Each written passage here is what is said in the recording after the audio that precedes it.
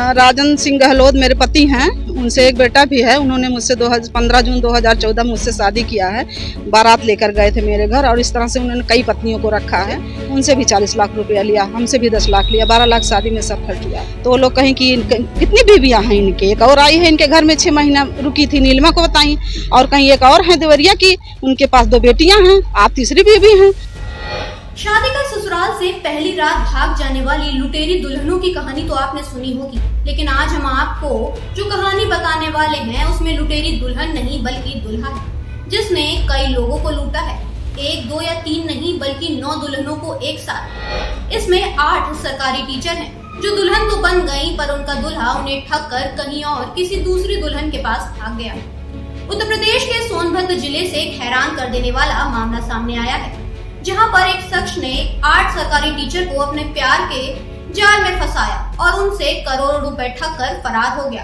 हद तो तब पार हो गई जब 2 पीड़ित पत्नियां पुलिस स्टेशन में एक ही पति के खिलाफ शिकायत लेकर पहुंची और अपनी पूरी दास्तां बयां की। मामले की गंभीरता को देखते हुए पुलिस ने आरोपी पति की जांच शुरू कर दी है। बता दें, महिला शिक्षिका अम्बेडकर नगर की रहने वाली है। उसने बताया कि उसकी शादी ऑनलाइन मैट्रिमोनियल साइट पर सोनभद्र के राजन मल्होत्रा नाम के युवक से 2014 में हुई थी। 2016 में वह उसे छोड़कर चला गया। पति ने उससे 40 लाख का लोन दिलवाया था और उससे हड़प लिया। राजन सिंह गहलोत मेरे पति हैं, उनसे एक बेटा भी है। उन्होंने मुझसे 15 जून 2014 में मुझसे शादी किया है। बारात लेकर गए थे मेरे घर और इस तरह से उन्होंने कई पत्नियों को रखा है। और एक वो उनकी जो पत्नी है यहाँ रहती, जिसके साथ वो कंपोजिट विद्यालय में सही है, और एक मैडम गोरखपुर की हैं, वो आई हैं संत कबीर नगर से, उनसे भी 40 लाख रुपया लिया, हमसे भी 10 लाख लिया, 12 लाख शादी में सब खर्च हुआ है। वहीं दूसरी पत्नी संत कबीर नगर की रहने वाली है।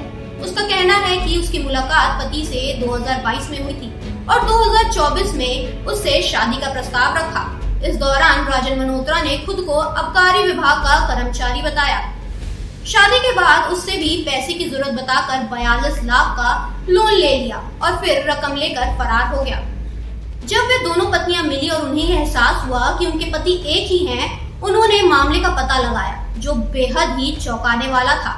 उन दोनों के अलावा 6 महिलाएं और हैं जिनके साथ ऐसी ही घटना घटी। उन दोनों महिलाओं ने 5 महिलाओं के नाम पुलिस को बताए। वहीं अन्य महिला देवरिया, संत कबीर नगर, गोरखपुर, वाराणसी की बताई जा रही हैं।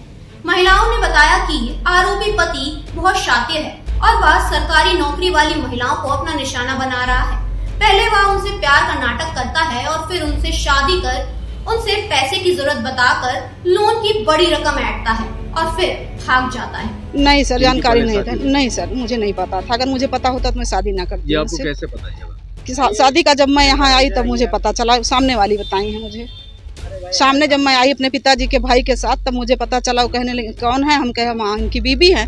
तो वो लोग कहीं कि कितनी बीवियां हैं इनके, एक और आई है इनके घर में 6 महीना रुकी थी, नीलिमा को बताई, और कहीं एक और है देवरिया की, उनके पास 2 बेटियां हैं, आप तीसरी बीवी हैं।